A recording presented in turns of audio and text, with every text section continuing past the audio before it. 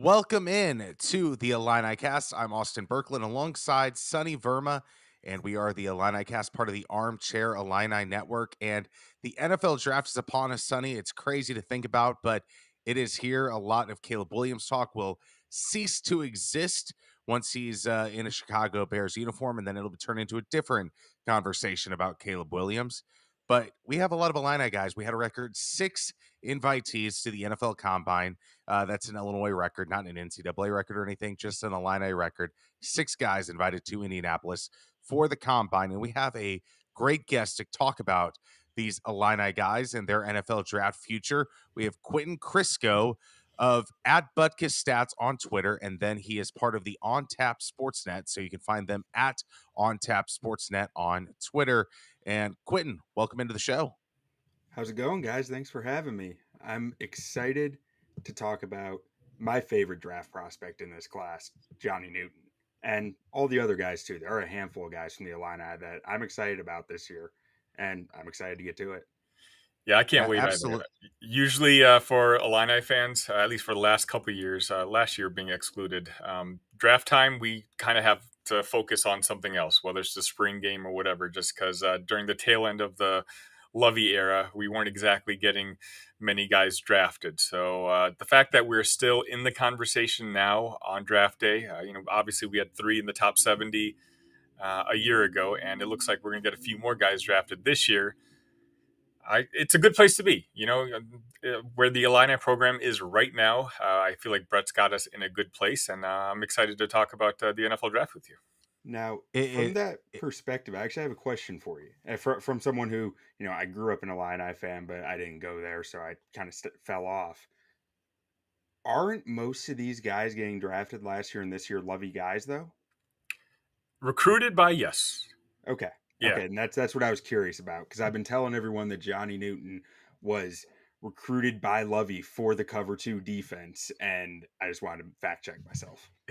it is kind of incredible. Yes, they were recruited by Lovie Smith, but they truly got their seasonings by Brett Bielema and his coaching staff. The coaching staff under Lovie Smith was kind of subpar, if we're being honest with ourselves. And Mike the Martz? Brett Bielema coaching staff has done a wonderful job of upgrading these guys. Yeah, like with Lovey, we had, family members being hired as assistant coaches, a job they were completely not qualified for. Whereas with Brett Bielema, he's going through assistants, but every single time he hires somebody, it's a notable name, a notable guy who's made an impression in the college football world. And, a lot of the guys from the last 2 years, essentially, that are now making a lot of money in the NFL or about to make a lot of money in the NFL. A lot of it has to do with the staff, with Brett and the guys that he's hired to be able to kind of coach them up. That's actually really interesting because there are some people that would say that Lovey Smith's downfall with the Bears came when he got full control of the coaching staff and the people that he was able to hire around the team. So it's interesting to hear that followed him kind of to college as well. Absolutely. But we're here to talk about the NFL draft, not the heyday of the Lovie Smith era at Illinois and the Chicago Bears. But let's set the scene here for this NFL draft and what these Illini guys are going up against. What does the depth of this NFL draft look like? Is it a deep draft? Is it a shallow draft class? What is the characteristics that you see with this NFL draft class? It's actually that's a funny question to me because it's like if I took the averages of like all my grades for everyone who's going to get drafted, it's probably going to come out as a fairly strong class. But as far as where the median grade falls, it's probably low. And what I mean by that is it's very top heavy. Like the top 100 guys are a clear, like, there's a clear fall off after that to where this is not really a year where you want to be making picks in the 4th round, 5th round. You don't want to stack up on those picks. You really, I mean, any year, obviously, you'd rather have 3rd round picks than 4th round picks. But this year, especially, there's just more of a distinct fall off outside of that top 100 guys. It is really notable in some of the key positions, like edge rusher. It feels like outside the 1st round, there's not that many guys that you're interested in. Receiver, it's after that 3rd round. I don't know what's still going to be there. There's still some offensive linemen that might interest you on day 3 of the draft, but the talent is not as clear in those later rounds as it has been in past years. So just kind of talking about that, before we get into the Illini players, like what positions are the most talented in this particular draft, and which positions are you probably not going to be able to find the dearth of talent as opposed to the years past? This might be the most talented wide receiver crop that we've ever seen. It might be the most talent we ever see.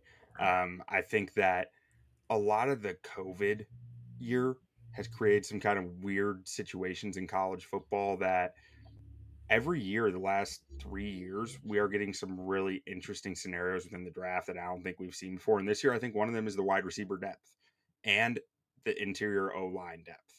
Those two, I mean, you could even push it out to O tackle or offensive tackle because offensive tackles become interior O linemen in the NFL. It happens all the time. So I'd say those two spots are really where you see the most depth within this class, O line and wide receiver. I mean, it's not a bad quarterback class either, but I don't want to be on record as saying that because in 2 years that could be on old takes exposed. Yeah. Let's get things started with the Illini guys, and we will start out with the main guy, Johnny Newton from St. Petersburg, Florida, a guy that has really grown and developed in the Illini uniform. In 2023, he was first team AP All American, Defensive Player of the Year of the Big Ten, finalist for the Nagurski Award. In terms of NFL, though, what are you seeing in terms of him as a prospect? As I said at the start of the show, this guy is probably my favorite player in this class outside of Caleb Williams for obvious reasons as a Bears fan. But I see a guy that the best way I can describe it is we built our board. We're working on a project for building out the Bears big board. And I said it on that show. When I watch Johnny Newton, I get nervous just thinking about the Bears missing on Aaron Donald by one pick. And it's not I don't want to sit here and say the comp is Aaron Donald because it's not. You don't comp guys to Hall of Famers, Right. especially guys on Aaron Donald's level if he's going to be a first ballot. But when I see his hands, the way that he wins at the point of attack consistently all the time against high level blockers with his hand fighting. And that's a trait that is just it's so hard to get guys to learn at the level that he does it. I I don't even know if you can teach guys truly the level of hand fighting as far as a guy some people just pick it up and some people don't. His ability to just be always in control at that point of attack is so strong. It's so impressive and something that I think every NFL scout is probably drools over. Now there are some issues with his size against the run. That's really the one thing that I think you can knock him for. And how do you beat that? Right. You beat that with your hands by getting your hands in early in the right spot and being able to control the man in front of you. And that's something he just consistently does. So I am so excited about this football player. I think he's going to be able to play the run well. I think he's going to be able to get after the passer from the interior. And I mean, the big debate right now is Byron Murphy and Johnny Newton, right? That's the big question.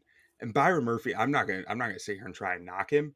He is a heck of a football player. He is so talented. His first step beats Johnny's in and out, but he can't use his hands anywhere near the same level yet that Johnny does. And it's a high risk game when you're just talking first step from a defensive lineman. If you want the guy to just create chaos as a disruptor, sure, Byron Murphy can do that, but I'm not sure that he's going to finish plays the same way that Johnny can because he's not in control. Johnny is always in control, and I do think he has a pretty good first step. I've seen people start to knock it. I don't think it's as good as Byron's, but I think it's above average.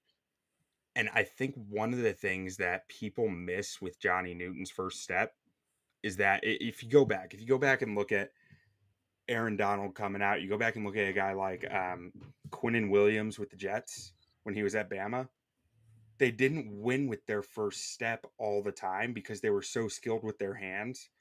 They could be patient off the snap, read the man in front of them, and beat them with their hands. They don't necessarily rely on that first step all the time. And that's what I see in Johnny Newton that just gets me so excited. That ability to play patiently and win with your hands from the interior defensive tackle spot, it's just rare. It's not something you see often. And another difference between the two, obviously, I'm a Bears fan also. So with the ninth pick, I'm spending as much time getting as much research done, including the show that you're referencing earlier with On Tap Sports, the Build-A-Bear. I've Build-A-Bear, been I like focusing. I've been focused. Yeah, sorry. I focused a lot on Murphy as well. And the difference is also like Murphy isn't always playing. Like I noticed, like the amount of time he spends on the field wasn't nearly as much as Johnny Newton, who was on the field almost every snap. It feels like so.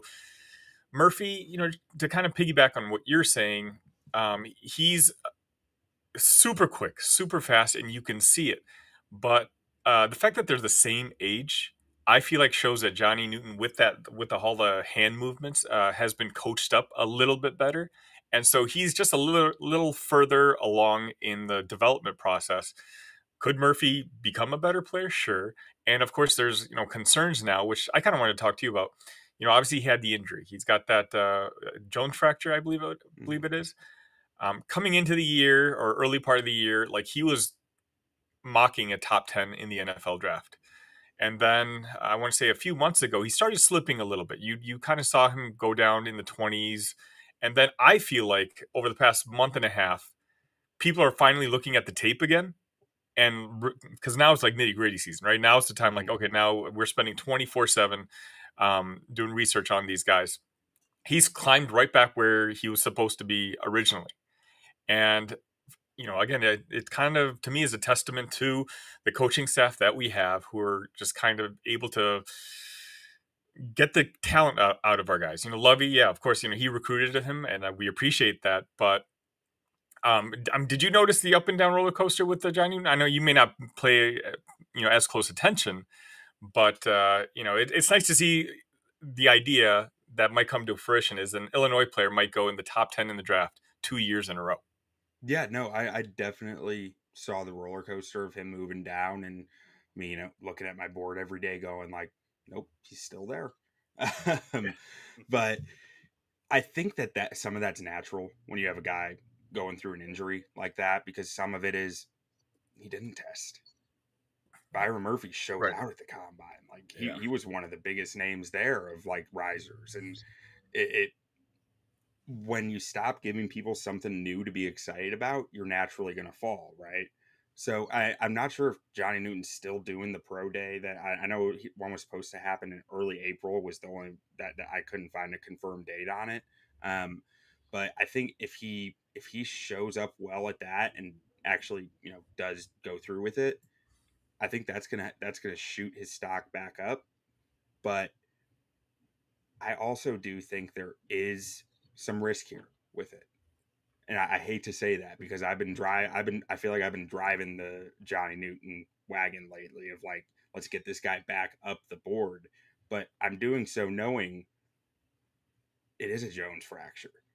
If you hear from Mason West, who does a great podcast, Bare Bones, over on Windy City Gridiron, he's a personal trainer, a doctorate in physical therapy, and he'll talk about the Jones fracture, saying, with heavier guys around 300 pounds, there is a risk there of losing some explosiveness, some of that first step. It's not automatic. It doesn't mean he will, but if he can show NFL teams that he didn't lose anything, I think he's going to jump. I mean, I don't think he's going to out of the top 10. What would you say his floor is? Oh, sorry, Austin. His floor, I mean, like let's just say this injury does kind of bother him a little bit, because for me, and I guess this is why I understand the idea of entertaining Murphy as well. Like even in his worst case scenario, he's a solid lineman. You know what I mean? Like he's not going to be one of those guys who I think, especially with his work ethic, that's just going to bust out of the NFL, who just can't cut it. For me, like, I guess the risk is you're taking a guy in the top 10 who ultimately ends up being someone talent like at a level of a third or fourth round. Does that is that fair? I'm not a draft Nick like you, but that's how I kind of equate it. Wait, what do you mean that his floor would be like a third or fourth Yeah, round? well, meaning yeah, basically like in his worst case scenario, he's still a decent lineman, but he may not be the top 10 stud that we like, but I Yeah, still think he's got a pretty safe floor even with that injury. I see. I mean, I've got his floor at being a plus starter, which Okay, to yeah, me means like fair a enough. top 50 kind of draft grade. Uh-huh. Um, and I honestly, as far as just where he would go in the draft, if he went out and did like, just middle of the road at his pro day for him, like it was like he didn't necessarily meet expectations, but he didn't disappoint either. I still think he's going in the first round. I mean, I could see maybe two D tackles going ahead of him, but once you're into the mid 20 picks, I don't see someone passing on him just for the chance that it's like Laetu Latu. I think that his injury is a lot less riskier than a guy like Laetu Latu. And I think Latu's still a first round pick, right? And there's a lot of parallels there with how Johnny Newton wins and how Latu wins. There's a lot of ways that's pretty similar. Let's move on to Isaiah Adams, pardon me. A lot of Isaiahs on that Illini football team. But the Canadian, 315 pounds, bench press 22 times, and it had a 5.22 40-yard dash. What are your thoughts on Isaiah Adams as an NFL prospect? Yeah, I actually got to speak to Isaiah a little bit at the Senior Bowl down in Mobile, Alabama, after one of the practices, and I'd watched his tape some at that point, and I liked what I saw, but I didn't realize until talking to him just how difficult of a journey he had to get to this point, which I think is something that you always need to tell the story a little bit with these draft prospects because how they got here is really important, and the fact that he had to really almost beg for opportunities because being in Canada, a lot of times those guys go under recruited. They don't get noticed. And so having to go to Garden City Community College and go, basically sell himself to universities to get that scholarship opportunity. I love to see that in a guy because it's just how bad do you want it? He wants it. He wants to keep playing football. He loves doing it. He loves going out there, putting the pads on and getting on the field. I love to see that in a football player. And on the tape, I mean, I saw a competitor who was willing to do whatever his team needed him to do. I mean, he's not an offensive tackle, but he played offensive tackle this last year because they needed him to. And I think that is a pretty admirable trait.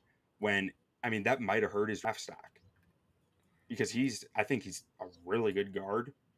And when he had to kick out and play offensive tackle, you could notice in the tape Illinois gave him a fair amount of help over there with Tip Ryman, who we'll get to later.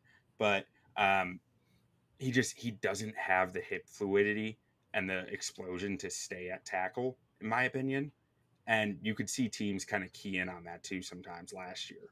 But at guard, he's got a big frame. He can really control the point of attack, and the left-right versatility is so huge at guard, especially being able to play either side, because that almost guarantees you get to the next level, you can at least be a swing. He has enough anchor to stay there.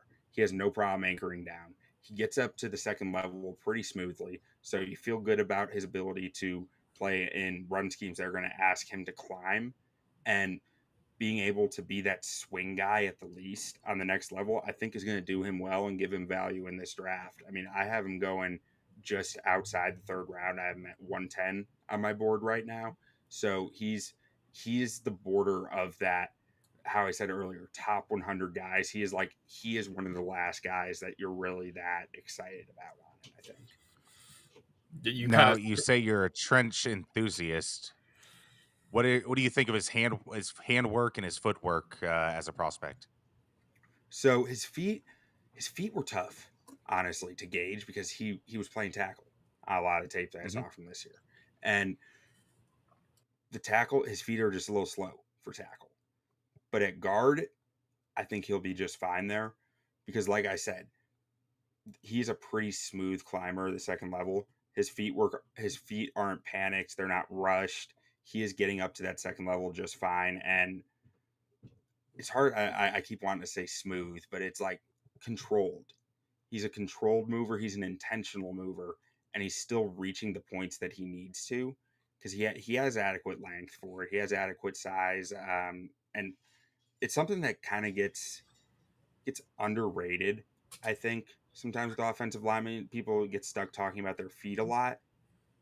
If you're long and you're wide, your feet don't need to be as fast, right? It's the math. It's a little bit different when you have that wide frame and the length to make up for it.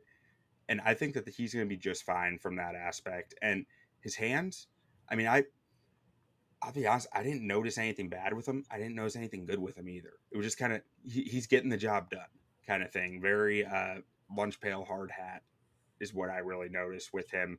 Not so much as there are some guys you'll notice their hands are so fast, their hands are so clean, and they're so advanced with their technique. I didn't feel that way with him, but that doesn't mean that's not necessarily a negative to me either, because the guy just kept getting the job done.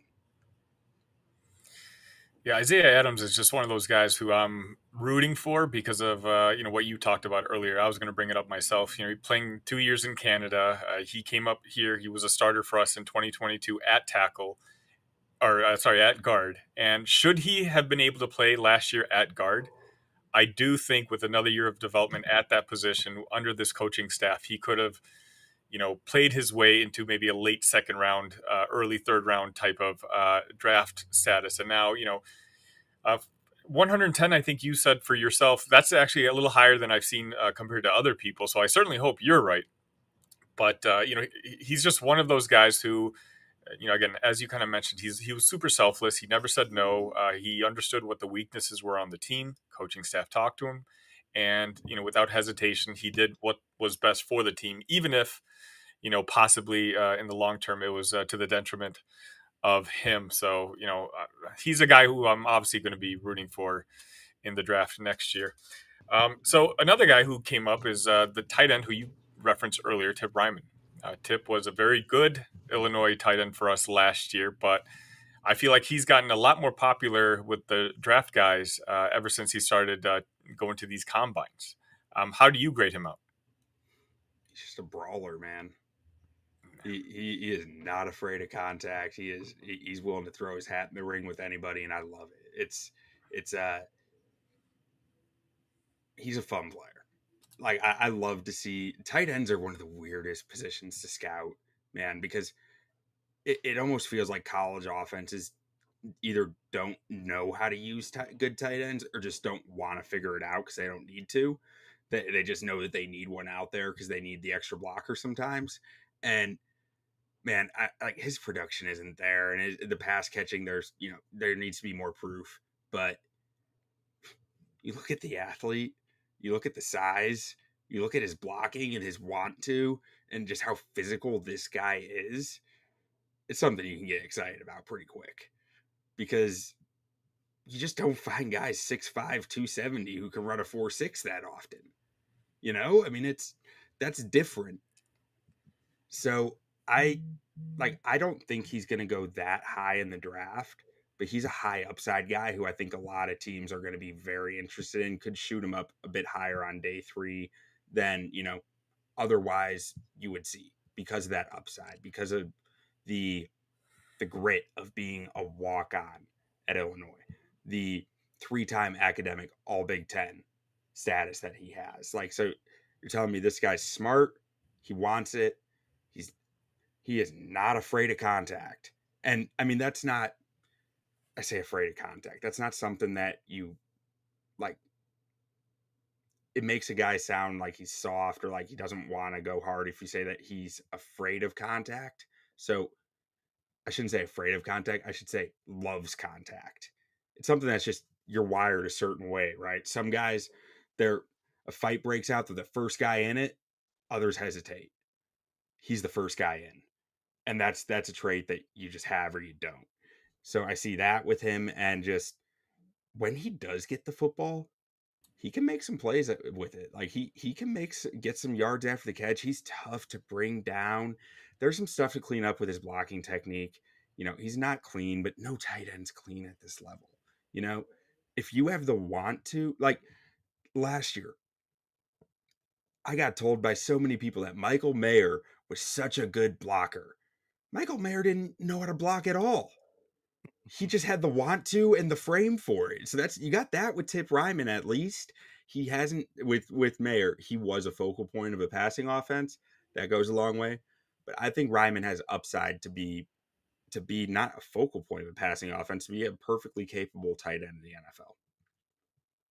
Which do you think is more important in an NFL system right now, a blocking tight end or a receiving tight end? Because it feels like there has been a shift now to more of a receiving tight end, a third wide receiver, as opposed to that hand in the ground style blocker. Blocking will always matter at this position. Any draft class, you can find five big receivers who call themselves tight ends. Most of them wash out of the league. If you can't block, you won't be on the field. It's as simple as that. Because otherwise, if you are like outside of maybe Brock Bowers, because he's a little different, but if you're a receiving tight end who can't block, you're just a slow wide receiver. That's all you end up being. Travis Kelce had to figure out how to block really well. Like, whatever tight end that you look at in the league that you see as a receiving tight end, most of them had to figure out how to block to stay on the field. So if there is definitely a level of, do you have the physical traits to truly be a blocker in line, even at times, even if you're a move tight end, you need to be in line sometimes. Otherwise, you're going to be the Bears just signed Gerald Everett. That's a good example. You're going to be a part-time player. All right. You got any more questions on Tip, Austin? I do not. Okay, I wasn't sure because you guys covered everything on Tip for me. I am interested in talking about, I think, the one other guy who I'm pretty sure is going to get drafted at some point on draft day, and that is Newton's partner in crime, Keith Randolph. He, obviously Newton and Randolph, like they became a tag team, a tandem here in Champaign, and they got some good NIL money from it. Randolph is a recruitment, which, I really enjoyed following just because there was always rumors he could be going somewhere else. He played basketball. He was a very good basketball player in high school. How would you grade him out? Not compared to Newton, of course, but in the grand scheme of a lineman. Yeah, I mean, I have a lower grade on him, like somewhere around like the 6th round, somewhere around there. He's a different one. Like I've had a tough time getting a good feel for him, if I'm being honest, because I like some of his movement traits. Like, he has a pretty pliable frame. He can kind of bend and contort as he needs to without losing power, without losing position, and with good contact balance. That's something that I like that I see in his tape. It makes me think, a team like the Pittsburgh Steelers could really value this guy as a, two gapping 5 tech maybe. Or, basically a odd front defensive end, a 3-4 defensive end. I think a team who runs a 3-man front could value him a little higher because of that pliability. But there's also some stuff with him where I'm like, and maybe this is me being too high on Newton, but I'm like, you were playing next to Johnny Newton. There should have been a little more here.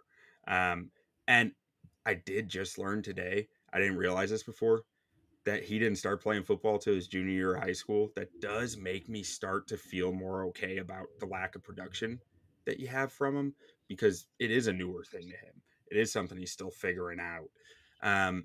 But the things that I liked on his tape, I thought he's got some good size, and I think you get this guy in an NFL training program, NFL diet, he can add some more mass, which again really plays into that 3-4 defensive end type front. I think he could be solid at, because I think the alternative for him is you're looking at a 4-3 nose tackle, and I just don't know if he's going to get up enough mass to be really playing that position. And then I thought he did have a pretty powerful upper body, so most of the mass that you'd be looking at him adding is probably lower half to get more stout in that anchor against the run. But to that point, I did see multiple instances where he's getting walked back off the line of scrimmage on run plays, and just his feet. I'd like to see him learn to chop his feet better to keep them moving at contact.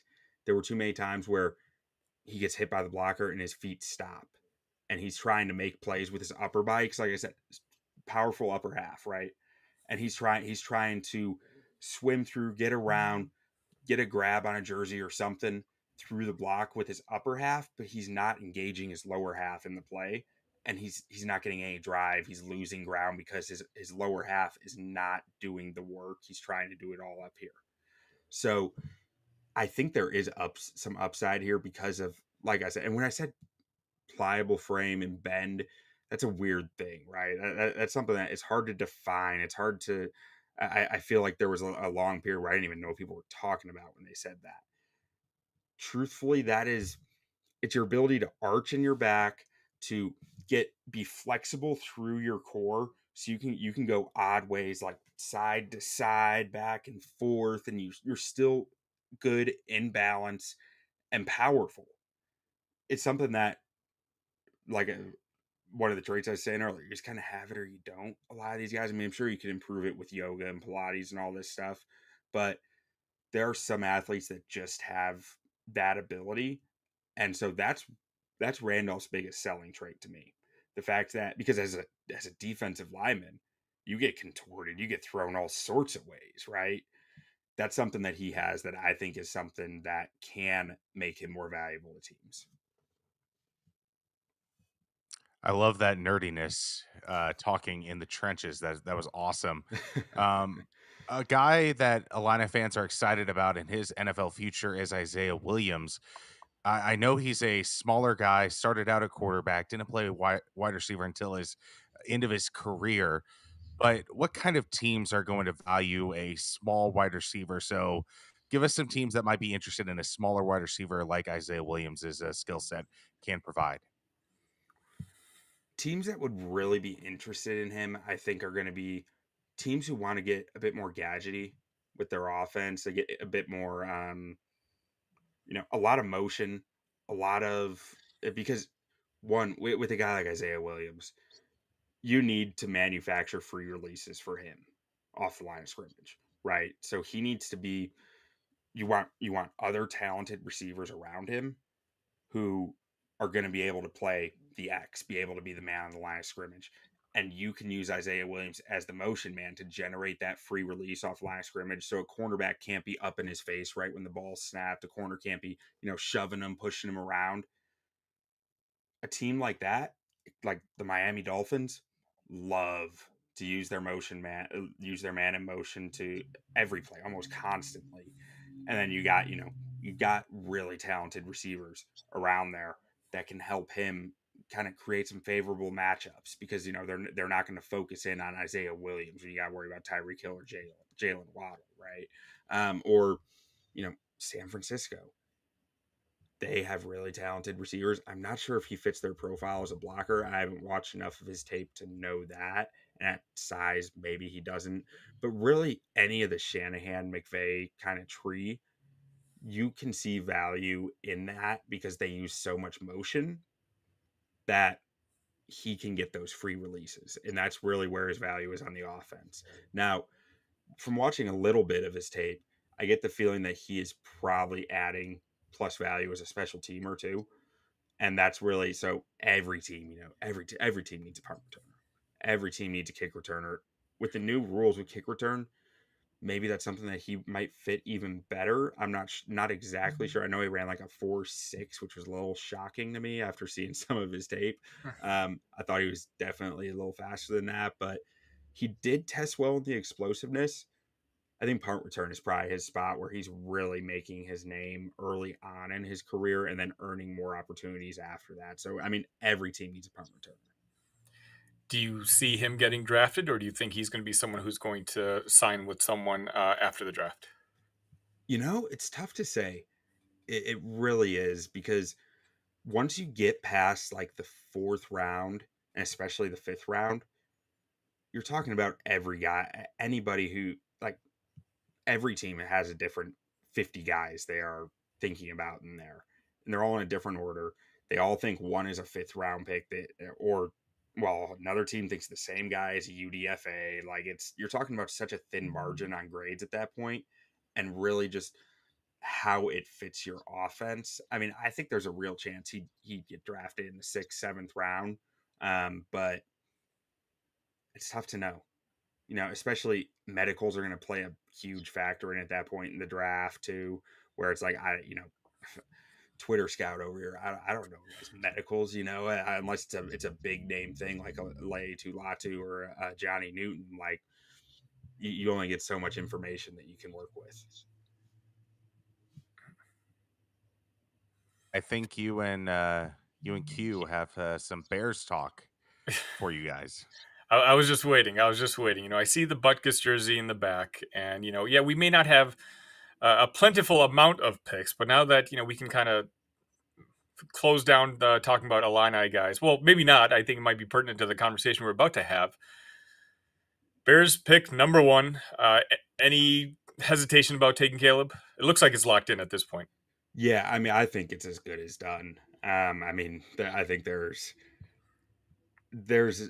a lot of games going back and forth. It feels like, of like players and Caleb himself playing coy of like, oh yeah, it's not the best, but like it is. Like, they're leaving hints all over the place.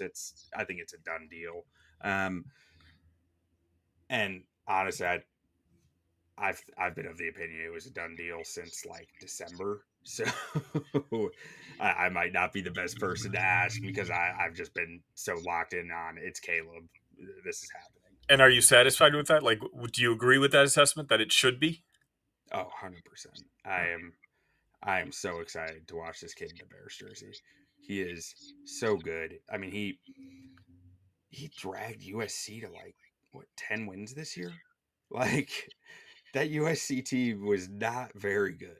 If you like, they've watched 12 games the coaches tape for USC's offense this year, and like a lot of drop footballs. That offensive line was really, really rough.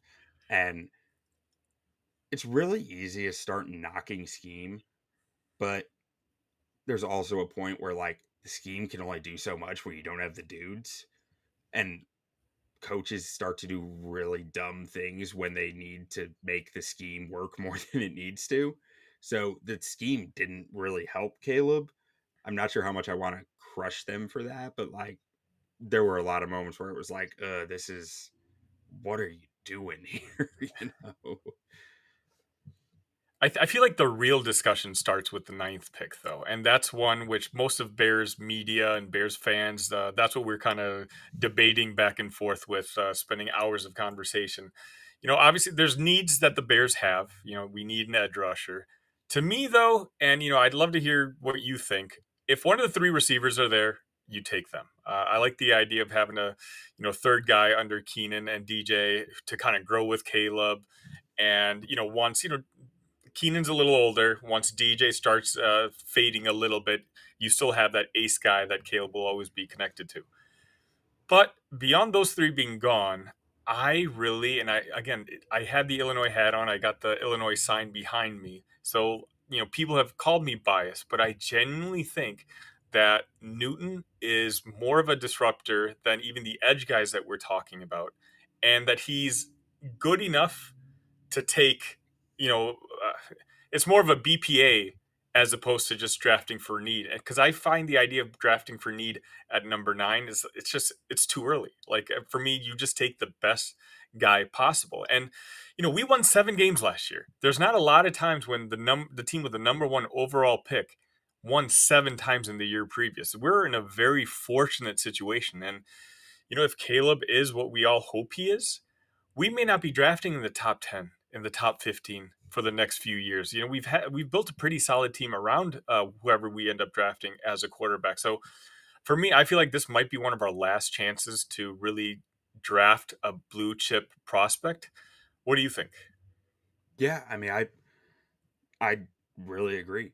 I do think it might be one of the last chances that you have to go get a premier player at a premier position, because if you're drafting 18th next year, you're just you're just knocking down your odds of getting a guy who's a real difference maker by quite a bit. Um, Now, as far as the Johnny Newton aspect that you were getting to there, I 100% believe that Laitu Latu and Johnny Newton are the two best pass rushers in this class. I will not take Laitu Latu because it's a fused neck, right? And that is something that, again, pointing back to Mason West from the Bare Bones podcast, he had a great stat that I think it was like only 5 players have been drafted in the first round with a fused neck that in like the last 10 years or something. And only one of them played through the end of his rookie contract. And that's Leighton Vander Esch, who just retired. That is just a giant flag to me that I'm not willing to touch. So at that point, I'm sitting here saying Johnny Newton is the best pass rusher in this class. And it might not be on the edge, but if you want pass rush, I'd rather have it from the interior anyways, right? Like that is the tougher thing to Absolutely. find. So to me, Johnny Newton at 9 would make all the sense in the world if, as long as the Jones fracture stuff checks out fine. Um, on my board, I have Newton there, and then I have I go back and forth between Dallas Turner or Byron Murphy, who I'd prefer behind Newton. Um, I could go either way there. I think I ended up going with Turner over Murphy, but it's razor thin. And the God's honest truth is, I'd be happy with any of those three. Um, and that's all to say though. If one of the top 3 receivers there, give me them. Yeah, that's kind of where I'm at too. I'd be super happy with Murphy. I prefer Murphy, compared to the other edges. Obviously, I think it probably is my orange and blue bias that nudges Newton a little bit ahead for me. But having one of those 3 guys, and you've seen these mock drafts come out, recently, with having Rome falling to us at 9, or even I saw someone talking about us. All we'd have to do is like add a second round pick next year, which we already have 2 of, to our 9th pick to be able to trade up to like 5 or 6 to get Marvin. I'd be careful with that logic, because I think just about every team on the draft board would do that for a second round pick. Yeah. So like it's cost is all relative, right? Sure. Like the team drafting 10 would give up second round pick and a 5th round pick to go do it, and then it's like, well, the Bears give a second and a 4th, and the next thing it all builds up, right? I got you. It's not, if Marvin Harrison is available at the 5th pick, the Chargers are going to have a really nice return. It's not going to be as cheap as the PFF mock simulator saying, I don't think. Would you trade up for him? Probably not for the cost. Like I think you're going to be talking about like you're probably talking 2 firsts by the time you get down to it. Plus, you look at last year with the Will Anderson and CJ Stroud combo, I think every other team is like, oh, you can do that? We should do that. So I think that's going to drive the price of what happened last year with the Houston Texans and the success they had with their back-to-back blockbuster combo.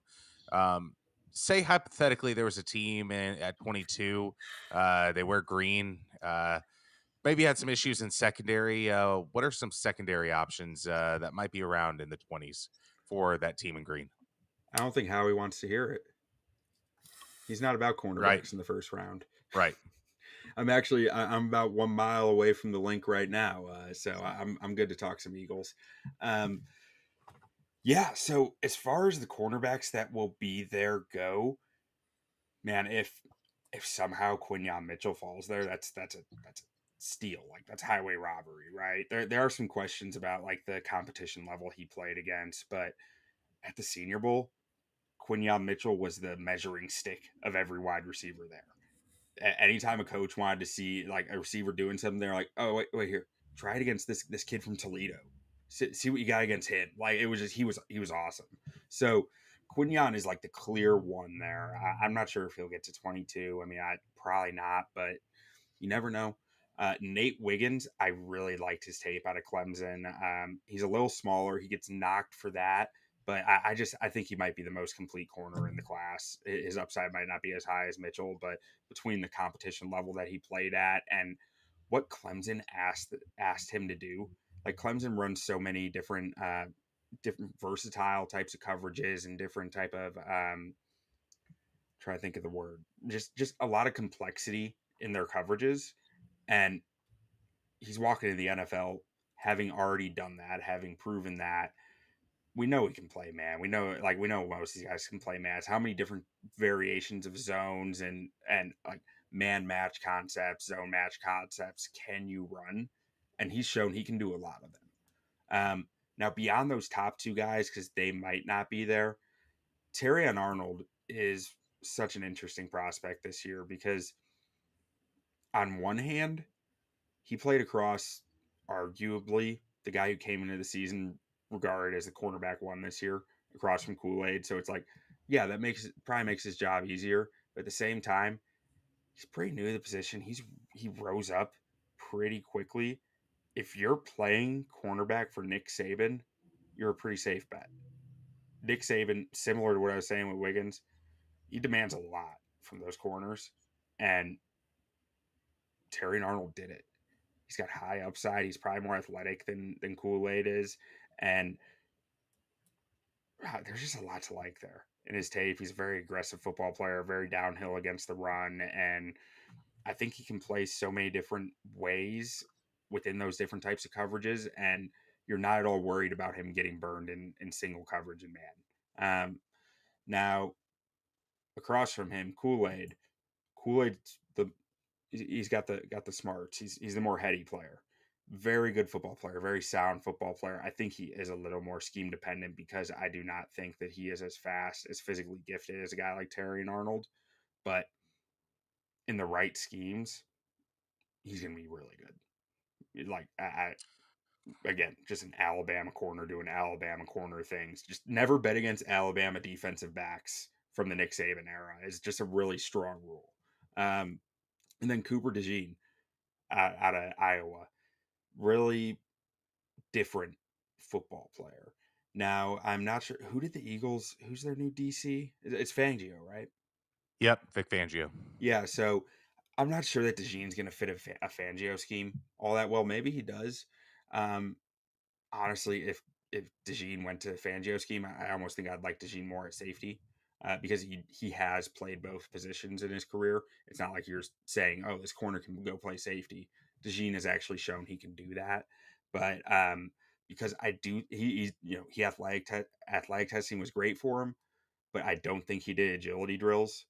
And if you can't turn in man coverage or in quarters, you're gonna get beat. So I that's why I say I think he's somewhat scheme dependent. You put him in a cover 3, cover 2 scheme, I think he's gonna do really well. You start asking him to man match in quarters, I think he's gonna take some lumps at the very least. And then as far as the Fangio scheme goes, Terry and Arnold might be the guy. I think that might be who the Eagles are really trying to target there. Let me pull up his testing. Terry and Arnold. He's got sufficient length, 31, a little over 31 and a half inch arms, 4.5 40, 6.6 9 3 cone. So really, really good agilities there. Former basketball player. I mean, yeah, I think Terry and Arnold might be the best fit there for what Fangio runs. I like it. Let's book it. Let's get it done. Lock it in. They need the help on the secondary. Quentin, thank you for joining the Illini cast. You've been giving great insight on what the Illini can possibly expect for these Illini players in the NFL draft and their careers. So I want to thank you. You're from on Tap Sports Network, and then you can follow him on Twitter at Butkus Stats. Quentin, thank you so much. Thanks, guys. Have a good one. And this has been another episode of the Illinicast, part of the Armchair Illini Network. Sonny, thank you as always. This has been a treat, and we'll talk again next week. Sounds good.